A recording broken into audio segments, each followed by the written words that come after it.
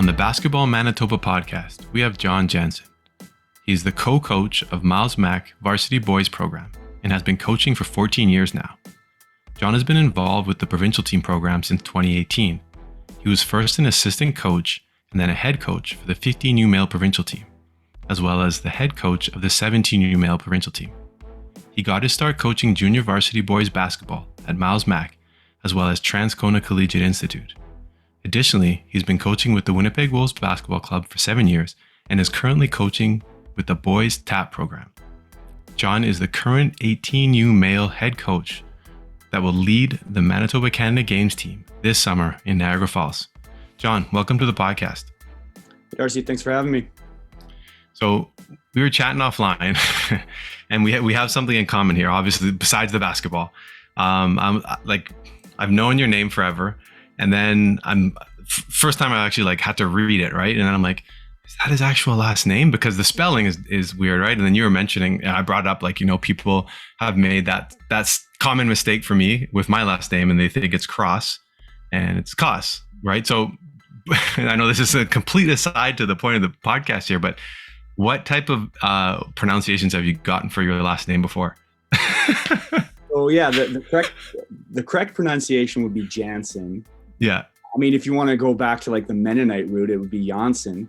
And that would be, so that's the German version of it. But I mean, nobody's going to call me that. So I've heard, people shorten it to Jans or Jancy. Yeah.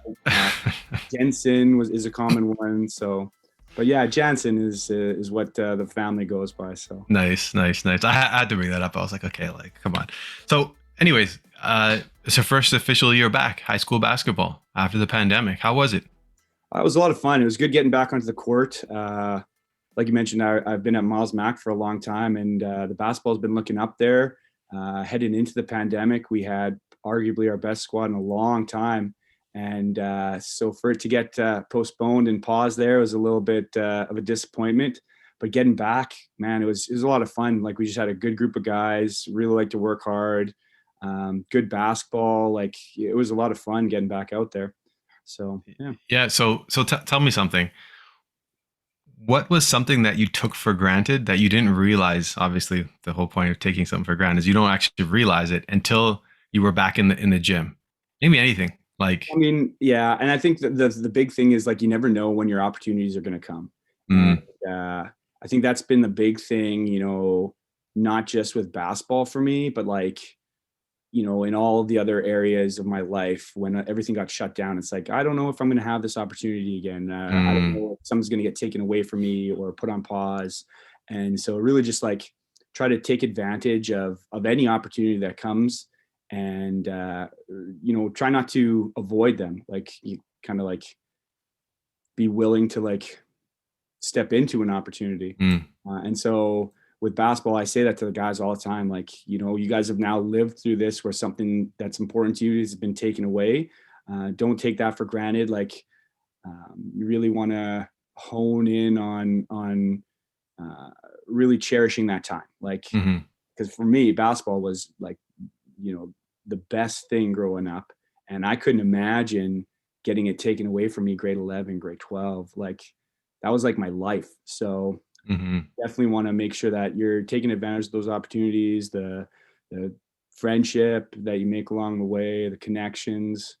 So yeah, it's interesting because you hear about people having this perspective that I share, you share, and pretty much everyone kind of got a dose of this last couple of years, where you see that you hear about that, whether it be a friend or a player on the individual level where they had an injury, for example, they missed their whole grade 12 year, right? Stuff like that. This was unique in that everyone was experiencing it. Right. Everyone was experiencing some form of loss. Right. And so, yeah, I found that you got, in a rare occasion, everyone was on the same page with oh, wow, I really took all that for granted. I didn't even realize it. And so I think when basketball came back, I mean, it just must've been so exciting, right? Cause it's oh, we're back. We're actually playing games. That first game, you must've been okay. Cause leading up to the pandemic, things would shut down and okay, is it going to happen? No, it's not going to happen. So I'm sure you were kind of concerned, are we even going to be able to play a game? Well, right. What ended up happening for us is we had one game before December And then January, everything kind of got postponed again. And we're like, oh, here you go again. With us, it just for high school, it just was delayed by, what was it, 2 or 3 weeks. Mm-hmm. Then we got back out there. So it was like, okay, a little sigh of relief there, because you got the taste of it, right? You get a little taste. Yeah. And we love being on the court. So you get that taste, and you just, being 2 years removed from it, you want to get back out there. Yeah, absolutely. Absolutely. So in any case, I mean, we talked kind of a little bit about, taking things for granted, and you mentioned it. You said, when I was in high school, basketball was everything to me. Right. And you couldn't imagine having that taken away from you. So, what were some of your first memories of basketball? How'd you get involved? Who introduced you to the game? Who were you playing with? Was it friends? Did you have a coach introduce you to the game? How old were you? So I think it was probably around 8, 9, 10. I can't tell you the exact age, but my parents definitely wanted me to get involved with sport, but they weren't like athletes at all, but they wanted me to get involved. And so, they take me to the Y, we'd sign up for a whole bunch of different stuff, see what stuck, kind of thing like that. So the people who really got me involved were probably my aunt and uncle, Helen and Eric Tapley. They really kind of started off that path, because they were big into bunch of sports. And so they took me to basketball through the Y. And so my uncle was I think my first coach. And so he kind of like showed me just the fundamentals and how it's done.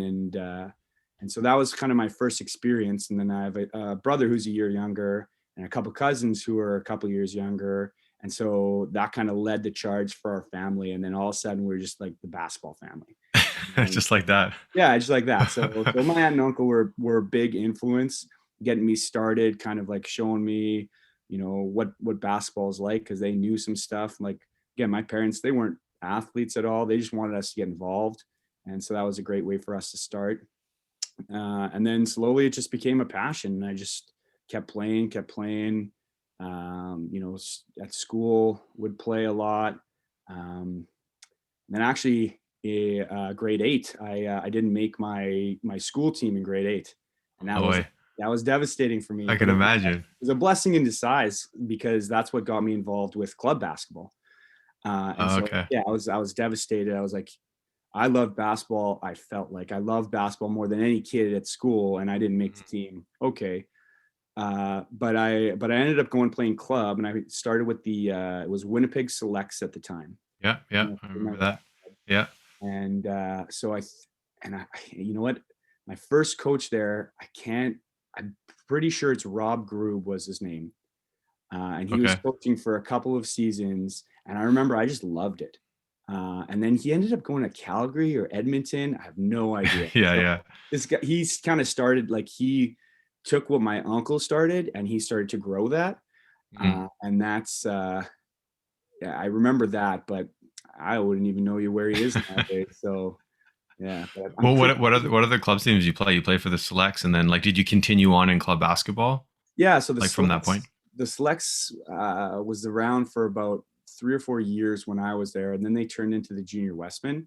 And I stuck around with the Junior Westmen for a little while. And then I don't know what ended up happening with the Junior Westmen from my age group, but a lot of people were just like going elsewhere or whatever. And so I was kind of like almost homeless at the time. I was so dedicated to that program. Yeah. And, but people were moving away, and my age group just kind of disintegrated, I guess you could say. And that's when I heard about the Wolves. And, my parents had did a little bit of research, and they kind of found out about, who's coaching, and they heard about Martin Riley. And, they said, oh, he's a pretty good coach from what we understand. He's kind of hard and tough on the kids. And that's kind of what I wanted. Yeah. And, I wanted someone to like kind of challenge me and push me. So that was the decision I made. I was like, okay, we're going to go try out for this Wolves team. And yeah, it was great. And so I played about a year and a half, 2 years. And, that was right towards the end of my high school. So I did Selects, Junior Westman, all the way up until probably grade 10, and then 11, 12 with the Wolves. Yeah. So you said you didn't make your grade 8 team. I'm assuming you made the grade 9 team, grade 10 team after that. Yeah. So when I went to Chief Peguis, Yeah. and at the time, Chief Peguis was 7 to 9. Oh, okay. So Miles, and then I went to Miles Mac after, and Miles Mac was 10 to 12. So grade 8, I didn't make my team, but my younger brother did. Wait, hold on. Yeah, there's So a lot. your younger brother's in the seventh grade, Yeah, yeah. and he made it over you. He made it over. Now I understand. Like, he's a pretty good player too. Yeah, Like yeah, when we were growing up, like he wasn't a like lone slouch or whatever. And I for sure. understood he wanted to take a couple of the younger kids and Yeah. mix them. So I understood that, and so he made it and I didn't. So, but like I said, it was a blessing in disguise. That got me into club basketball, Yeah. and so I really loved that. And then grade 9, I ended up making the team, and we actually, I can't remember what the conference was called, but we ended up winning the conference that year. So that was pretty big for us. And then so I did make it in grade 9, and then made the JV team at Miles Mac. Yeah. Um, and that's how I started. That again, that was like another decision for me. Going out of grade 9 into grade 10, I was contemplating where I wanted to go to school. Mm-hmm. And so I grew up taking the German program. So Okay. that's part of my background. And I did German at Chief Peguis for up into grade 9. And I don't know if I wanted to continue it at River East. And we lived right beside Miles Mac at the time, and a whole bunch of my buddies that played club were going to Miles Mac. So I was like, I think I'm just going to stop the German program, go to Miles Mac. Best decision, like just Yeah. decisions. Yeah, like the people there shaped like where I am today. So Yeah, absolutely. And so I kind of wanted to talk about some of those people. So, I always ask about mentors, right? And so you kind of, you mentioned Coach Riley a little bit, and I know there's some other people. So who were some of those critical mentors that right. kind of like encouraged you to keep playing and taught you different Yeah. lessons? So probably like my aunt and uncle, Eric and Helen Tapley were big at the beginning. Like they got Mhm. the ball rolling, and so anytime when I was young, like those were people who I could go to and talk basketball with them or whatever, and they'd show me stuff. And then as I got more and more involved, um, like getting into it in the club scene, it was that Coach Grube, and I wish I knew where he went because like he I don't know, I don't know where he is. Maybe if he's listening, he Yep. can reach out. I I was don't. just gonna say, if somebody's listening, they know where Coach Grube is. Please send us the And you know what? message. I might even be saying his name wrong. It might be like kind of like our last name. It could be Yeah, wrong, right? yeah. So, Well, I mean, but someone out there knows who you're talking about, and if they right, yeah. do, let us know. Winnipeg Yeah. Select. Yeah, he was there for about 2 years, and so I'm pretty sure it was Group, but So he continued the ball rolling, and then when I got to Miles Mac, the JV team, I held Coach Matt Mills was my JV coach, and he was just fun. You could tell he loved the game, and he was a lot of fun. And then going into varsity, I had Coach Carl Schroeder and Adam Dick. Mhm. And so for my grade 11, made the grade 11 team. I was nervous about that, especially after not making the grade 8 team. Like I was like really nervous. I was like, okay, this is like when you're playing against older people or whatnot. Um, but I made that. And so Coach Schroeder and Coach Dick were big, and they were there for me for 2 years. And they kind of got the high school, they gave me the passion to like really dive into the high school basketball sports, like really was consuming. And like we went like 7 days a week, and I loved it. And it was great because I did all sports growing up, but then in high school I was like, I'm going to really focus on basketball. So going nonstop, Sunday practices followed by club practice after that, and then open runs and gyms. Like it was great. They provided so many of those opportunities, and I absolutely loved it. And then Martin would be the other one on the club side when I got involved with him. He showed me a whole bunch of stuff as well that helped open up my game, and gave me some confidence that I didn't have. And like so they kind of showed me what I could become and what kind of a basketball player I could be. And it was It's a lot of fun. It was a lot of fun. Coach Riley was a lot of fun. Like he really push you, and like demand something out of you. And then I remember he'd always like scrimmage with us after or play one-on-ones. Just absolutely wipe us, like Oh all of man, us. And it was absolutely. so easy for him. It was like you would work so hard and you're like, okay, fine, I finally got him where I want him.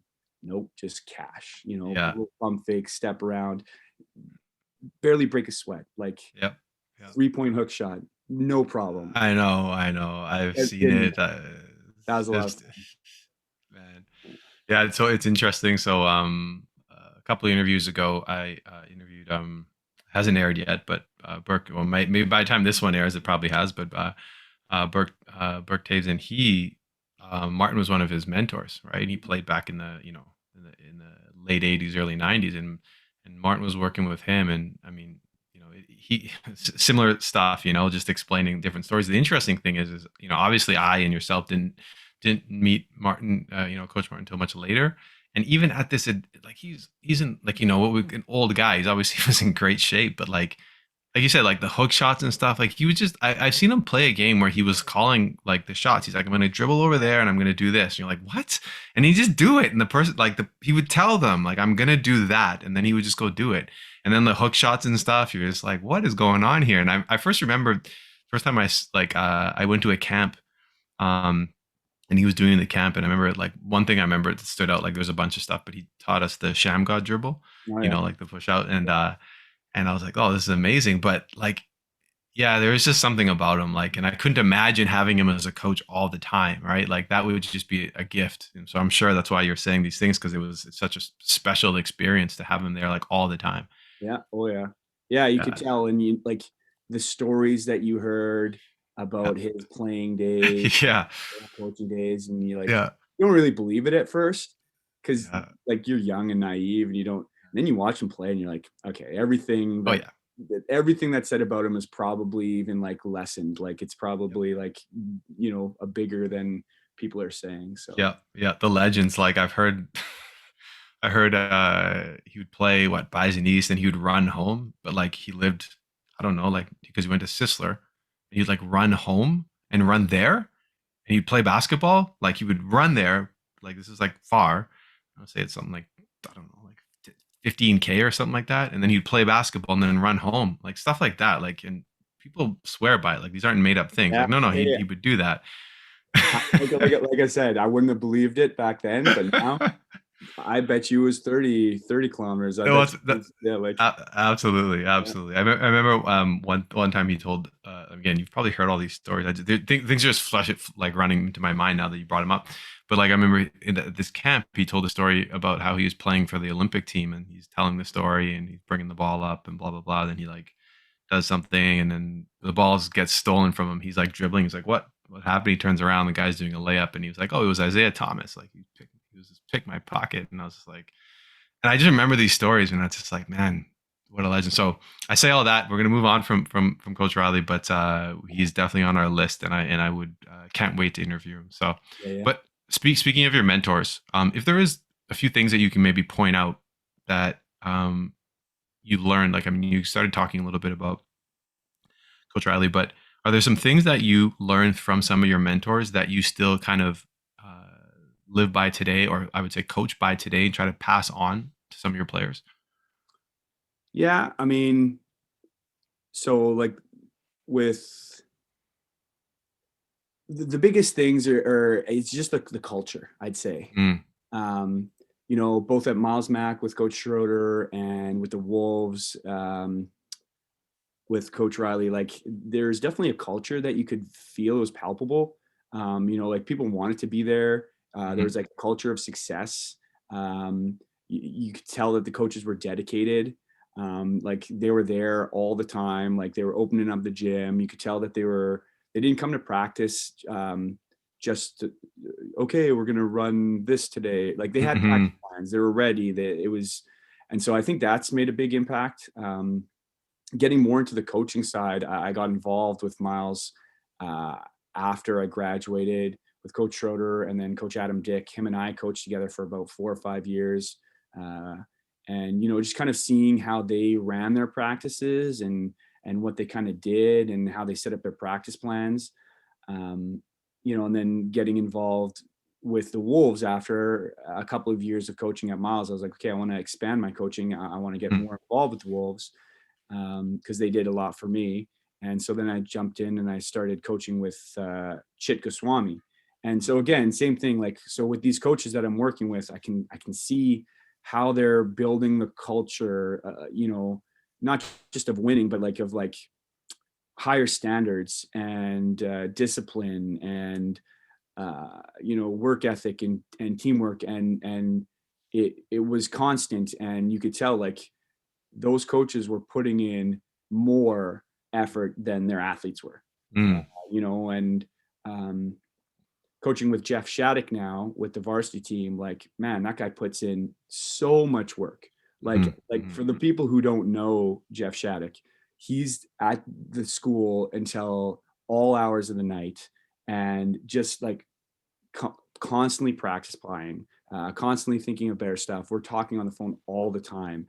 And I think that's part of the winning culture and the successful culture. And that's like, regardless of what kind of team. We've had some years at Miles Mac where we've been, we don't have like top level talent. We're going to win like 6-7 games, but he's putting in the exact same amount of time and effort as you would with a team where we're going to go undefeated in K-Pac.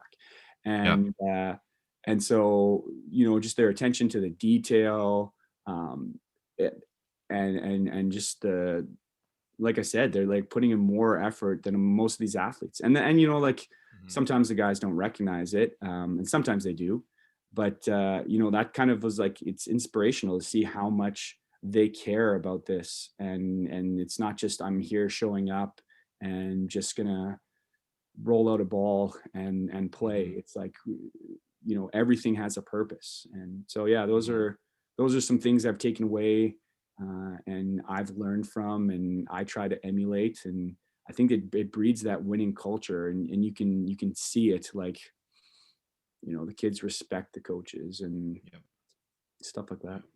No, I totally agree, because that's one of those things where like kids will call a bull, they know if you care, they know, like, they know. And the way that they will respond to coaches who care and give that effort, like you said, they're working harder than the players, they're spending more time there.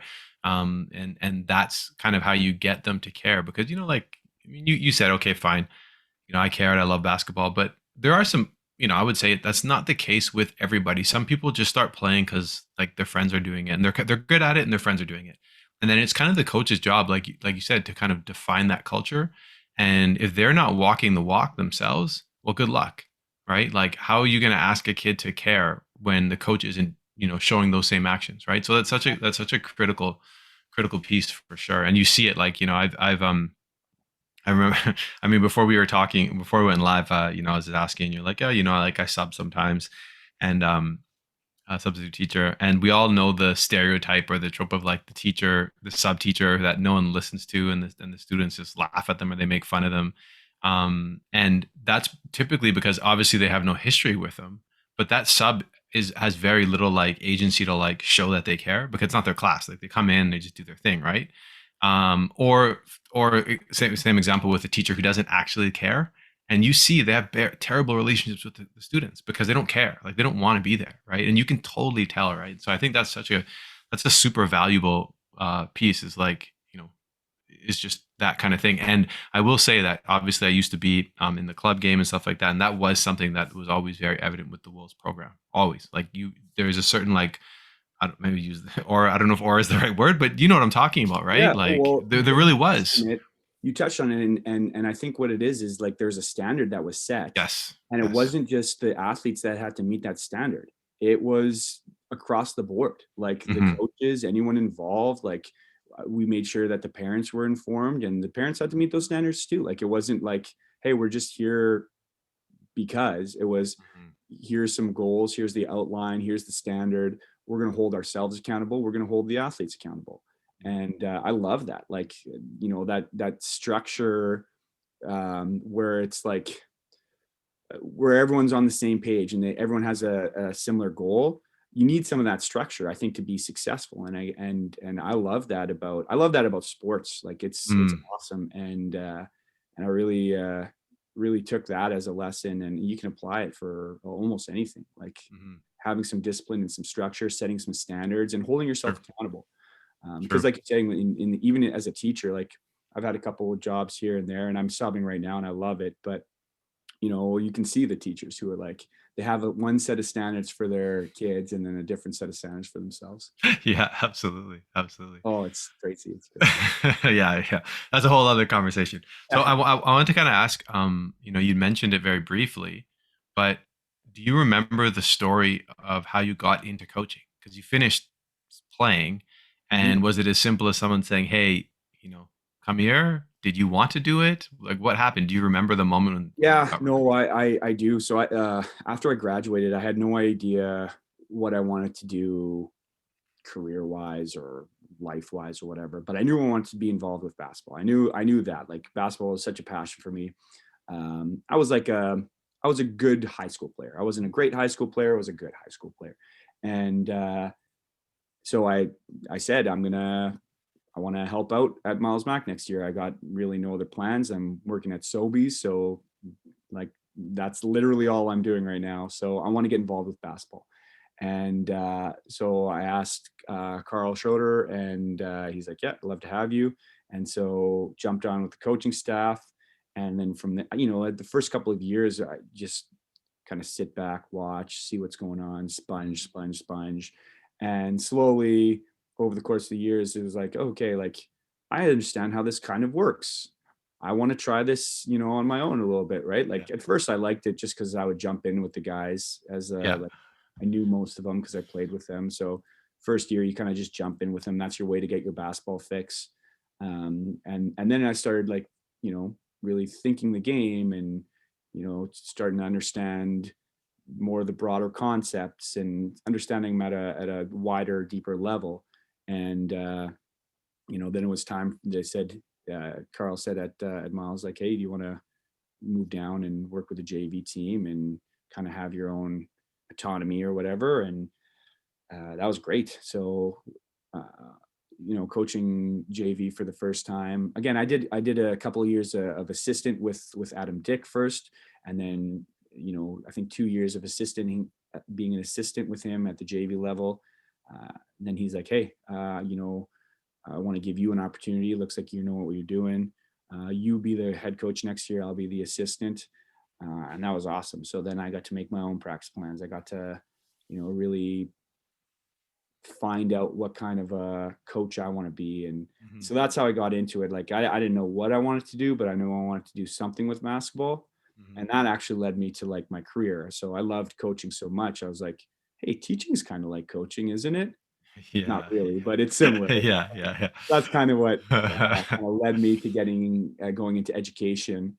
Mhm. But I love it. I love it so much, and I love where it's taken me and what it's done. And that's kind of the way I got into it. Just I had nothing better to do, and I wanted to be involved with basketball.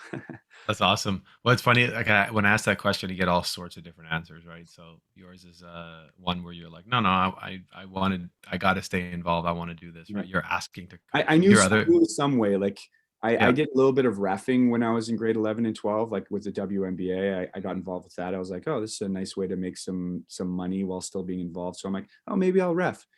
If I wasn't playing, maybe I'll ref. And I'm like, I don't know if I want to ref. Coaching, yeah, I want to coach. So Yeah, yeah, yeah. No, that's awesome. That's awesome. So then, okay, so you're coaching now. You've been coaching for a while. mm, What are some of your values and like your philosophy? So like, you talked about what you kind of learned from the Wolves and how they kind of set that up. And so, I mean, that's obvious, but then you must have kind of developed some of your own, um, you know, values and, philosophy that just, it's like you're going to take from different people and then kind of like make your own. So, well, if you had to like list some of your top values or philosophies, that you employ with your teams, what would they yeah, be? that's hard to say because I feel like I was talking with one of the coaches I'm coaching with the provincial team, Patrick Mart. We just had a tournament this last weekend, Shout and out Pat Mart. He's yeah, coaching with you. Yeah, he's Nice. assistant coaching with me with Sweet. the 18U Canada Summer Nice. Games team. Nice. So I didn't know he was coaching. That's awesome. yeah, Anyway. so we were down in Minneapolis this past week, and we were talking about this. And he's been coaching for about 3 years now or something. And we're kind of talking about like what do you do and how do you run practices and this and that. And I found like been doing it for about 14 years now, and every year seems to change a little bit. And so uh, I remember when I first got involved, I was definitely like, if we just work hard enough, anything's possible. Yeah. Prototypical young coach, right? Like getting on guys, and I just thought we weren't working hard enough, and that was the Yeah. key. And Yeah. so that was like my main value. Like we just got to work hard enough, and then like doing some coaching education and just general education courses, you find out like the concept of working hard enough, like what even is that? Like I couldn't even define that to you. Like what is working hard enough? Like for everyone that's a little bit different. It's like this vague concept. Yeah. So I kind of like, after a couple of years of that not working, kind of realize, okay, yeah, I've got to mix, the fact that I want to work hard and I want the guys to like be engaged with like developing like a passion for the game. And I think maybe you mentioned it. No, maybe I was talking with Pat about it. Like all the guys are different. So we got to adjust, right? Like I can't just be like yelling at guys Yeah. constantly. Yeah. That might work for you, but it doesn't work for him or him Yeah. or him. Yeah. So I don't know. So over the years, I learned to like, okay, kind of settle down and I realized, like you mentioned this, like not everyone's there because they love basketball. Some like it because other guys are playing. So I wanted to create an environment, especially at the JV level, where like guys just had a passion for basketball. Like I'm going to show them why it's fun. I'm going to show them why basketball was so important to me, and how you can use basketball to like pick yourself up, and it's like can be like an escape or a release. And so a couple of years there, it was like, okay, I want to make this enjoyable, fun, while still holding them to a standard where they're still competing and they're working hard. And so yeah, that was kind of the middle part of my coaching career thus far. And now values, like I want the kids to like know that um like that I value them as well. And not just as a basketball player, but as just a person in general. And that's kind of what I learned. Like I said at the beginning, I was like, oh, we just got to work hard. You'll be the best basketball player, and that's all I care about. But now it's like with a lot of the guys I coach, basketball is not the end game for them. And so you got to find out a little bit more about what else they're going to get into and what else they like, and find out a little bit more about them, because basketball is a way for them to maybe escape or find the passion or whatever, but that's not the ultimate end game for them. So try to value them as people, whole people, instead of just a basketball player or a role that needs to fit my team, and then kind of move on from there. So in saying all that, do you have a different approach, like say with your JV team or like the TAP program or whatever program, compared to like the provincial team? And I only ask that because it's a shorter time frame. You typically have the best of the best, and you're going to compete representing Manitoba. Like, does your mentality change a little bit? I think maybe just a little bit in terms of like what I'm going to do with them, in terms of like the drills and the skill work and the concepts that I'm going to lay out. Um, but the structure doesn't change. Like when I was doing my student teaching, I practicumed at Murdoch. And so I was helping with the varsity team, but I was also coaching the JV girls basketball team at Murdoch. And the kind of structure of the practices that I ran at Murdoch for the JV girls was equivalent to like the structure that I would run with our varsity team at Miles. And I didn't know how it was going to go, but that's all I knew at the time, right? Like this is the structure that I knew. So like, for example, like we have like this rule, if you're like talking when the coach is talking, we make you do push-ups on top of the basketball. And so for varsity boys, it's not too difficult. Some guys struggle at the beginning, but with my JV girls, most of them were grade 9 at the time. Not a single one of them could do a push-up on the basketball. And I just kind of took that for granted. And I was like, that's just kind of our standard. And I'm like, okay, I'm gonna roll with this. I'm gonna see. And by the end of the year, all of them could do push-ups on the basketball. And so I didn't change like any of like, the structure or the core values that like kind of I've had. Like, okay, yeah, like you're gonna respect the coach. Like myself, my sister helped me out with that team, so like you're gonna respect coach, my sister Emily Jansen. You're gonna respect her as well, and stuff like that. And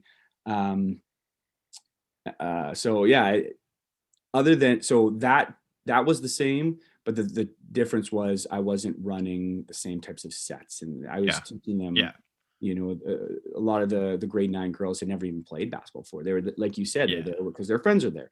And so I was just kind of teaching them like the fundamentals, but the structure was very similar in terms of our expectations for them. Like, we want you to be as good as you can be in this period of time.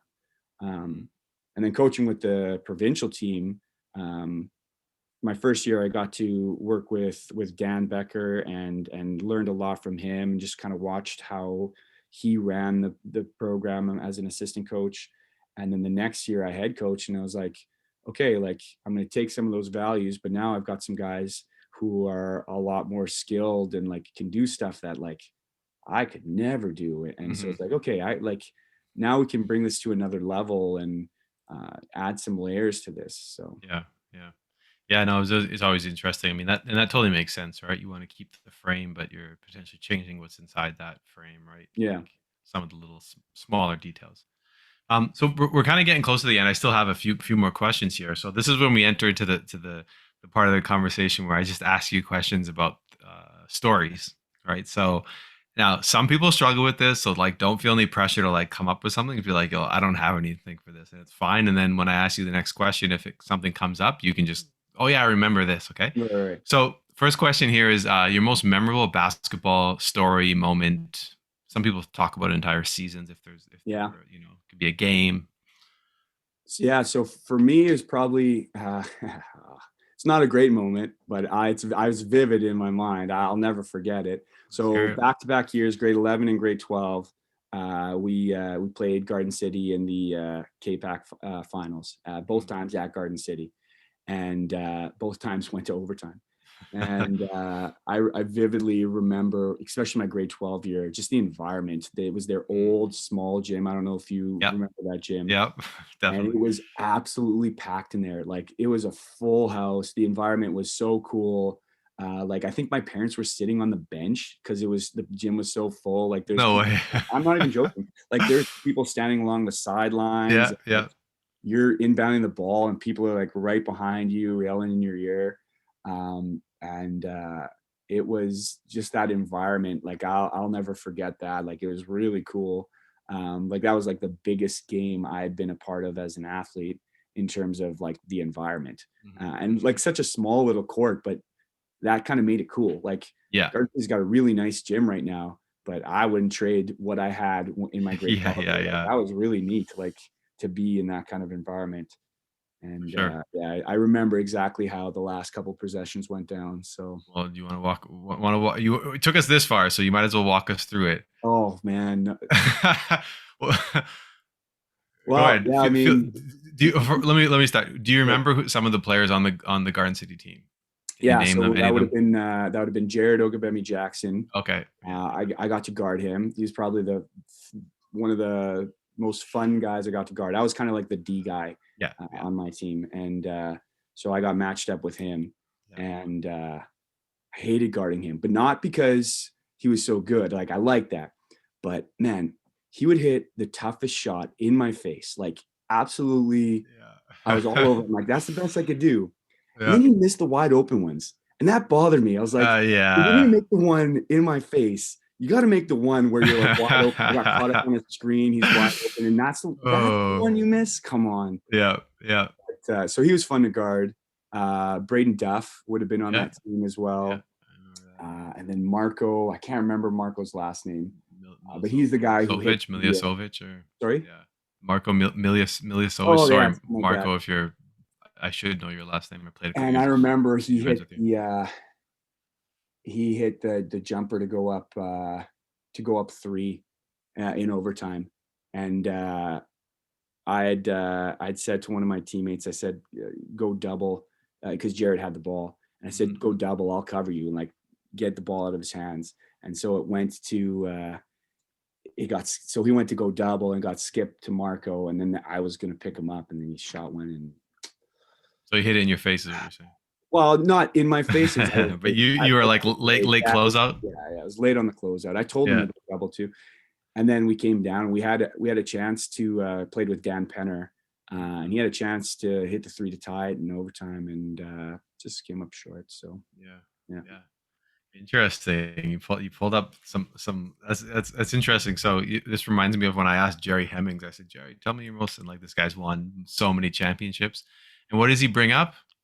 Like you, he brings up a loss. Oh, when we lost to Saint FX in this, and I was like, the heck? I'm like, come on, man. But and I think I was talking to Burke about this as well. There's different types of people, and it's like it doesn't say anything necessarily like good or bad about them, but it's just kind of like those things that kind of like stick with them. And so it's interesting that you brought that up, and I've heard that from a few different people. So where it's just like, there's this one loss, it just sticks with me.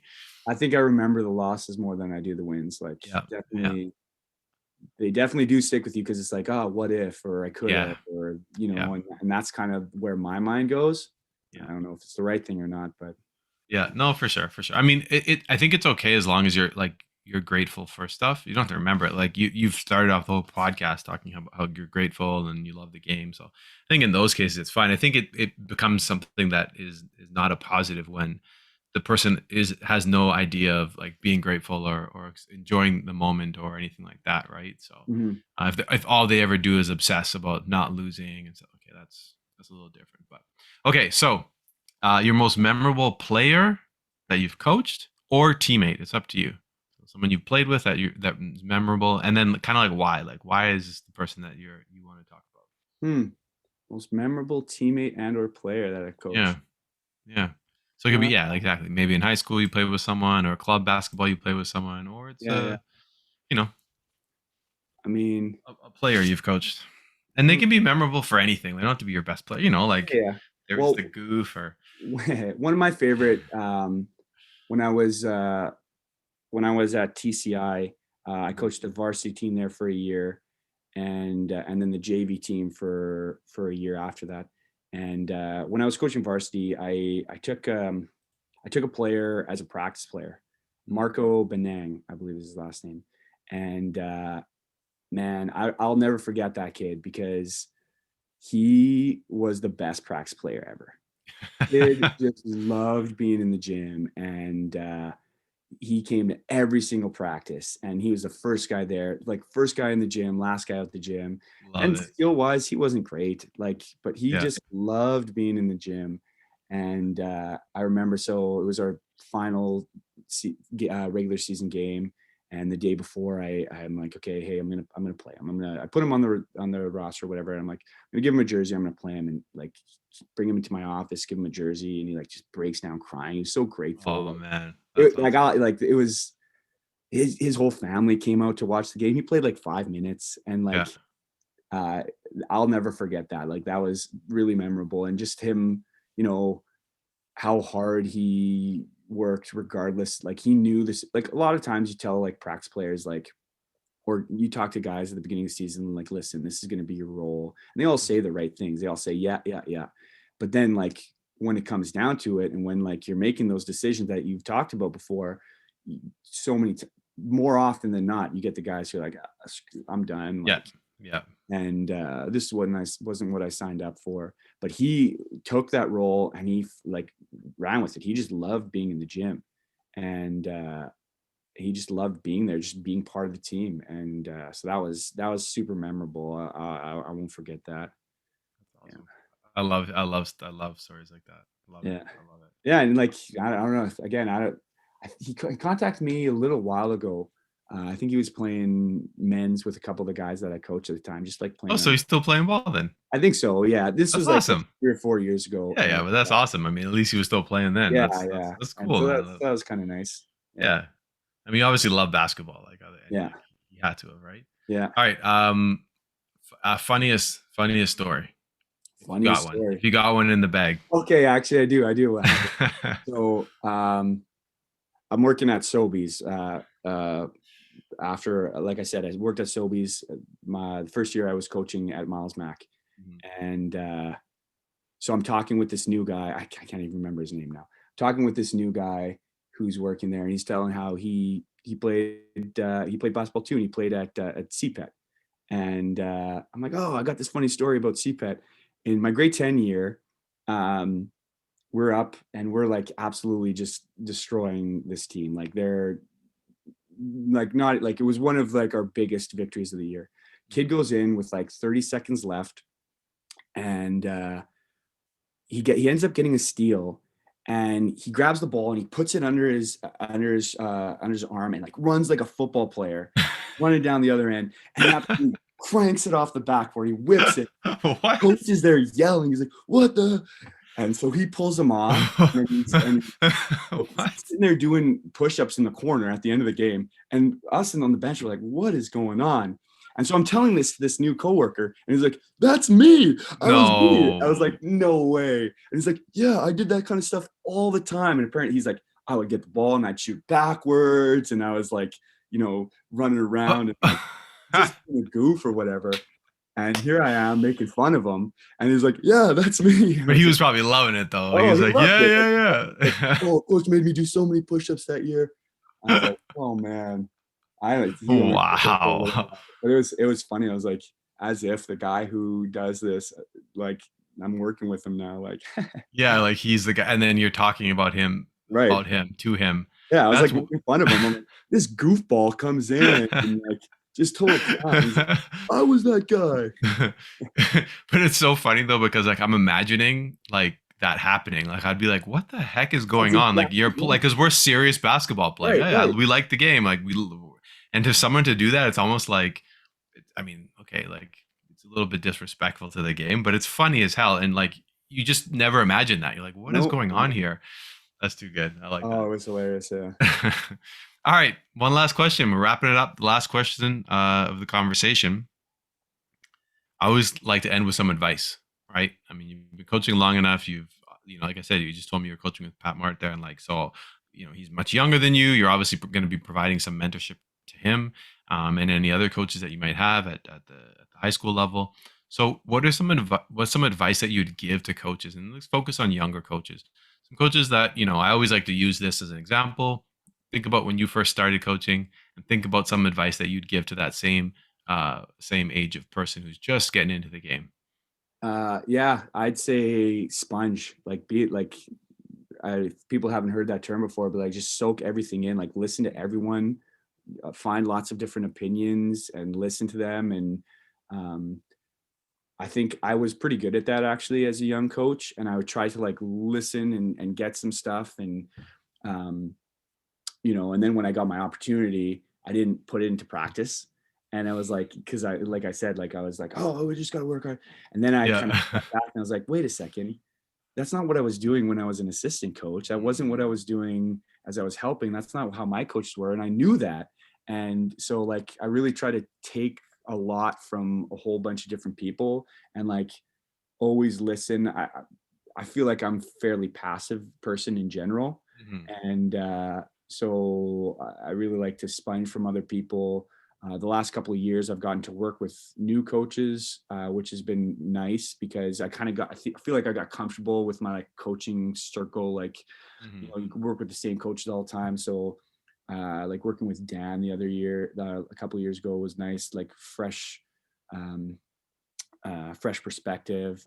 Scott Martin's also on our coaching staff this year, so I'm interested to learn from him. Like Yeah, even yeah. as like the head coach or whatever, like he's got lots of knowledge that I'm waiting to like soak up and learn from. So yeah, Hold on. So you're telling me Coach Scott Martin is your assistant? yeah, yeah. So Man, you I'm saying you're lucky as Yeah, ever, I'm because looking forward he to it. is awesome, man. Like, Yeah, just a great. Yeah, he obviously knows so much, but yeah, yeah, I interviewed him, of yeah. course, I before, and I've watched that seen. one too. Yeah, Yeah, he's awesome, and we got to work together last summer a little bit with. nice. We had like a training camp, and again, like it's good to see some fresh perspectives, and I want to learn Yep. from them, and so really like, and even from like the coaches who you don't think are good coaches, you can learn Mhm. stuff from them as well. Yeah. Like you Yeah. can learn, okay, maybe it's like that's not what I'm going to do. Yeah, yeah, Like, yeah, yeah. you learn the opposite, but even some of the coaches who have like, there's still like some little nuggets that like I've picked up and be like, oh, that's really good. So Mhm, mhm. So, I guess, who else is on your staff? Is it just the two coaches, Scott and Pat, or yeah, do you have anyone else? and then Keith Mason. Okay, nice. Yeah, yeah. So Nice. so it'll be the four of us, and yeah, tryouts coming up right away. That's exciting. That's exciting. So, why are they doing is it because it's Canada Games? I'm guessing, but they have that 18U team. Yeah. So Is that new? well, no, last year it was supposed to be last year. It was supposed to be 2021, Oh, because it and got canceled. since it got canceled, I understand. they let instead of it being 17U, they gave an extra year for those guys. So now it's 18U. Yeah. So does that mean some players that are in university could potentially try Yeah. out So if they're the guys who just graduated will be eligible to try out and play. So some guys who interesting? have committed. Yeah, yeah, it will be interesting. So Huh. yeah, That's cool. Well, I mean, that's kind of it. I appreciate you taking the time. Good luck in the summer. yeah, I think, You have an awesome, like I said, you have an awesome staff. That's a nice, well-rounded group of individuals. So yeah, I'm really looking forward to it. yeah, yeah, absolutely. And again, it's been. I mean, when was the last time we've done anything at the national level? Right, right. This is and this is just national championships, correct? Or Yeah, is the it Canada Games? Canada Summer Games. It is. Yeah, it's Canada Yeah. Games. Oh, Because this is awesome. Yeah, yeah, It was yeah, supposed to be last year, and so they yeah. just pushed it back a year. Yeah. Oh, that's gonna be awesome. Like Yeah, I was fortunate enough to like play in a Canada Games, and like that was unbelievable. And yeah, that's gonna be awesome. I mean, just because it's like it's a whole event. It's not just. Oh yeah, just yeah, that. That's gonna be sweet, man. Hey, well, good luck. And thanks for taking the time. yeah. Thank you. All right, take care. Thanks for listening to today's episode. Please like, subscribe, follow, and share this series, and reach out to us with your comments on the show. Thanks again for joining us.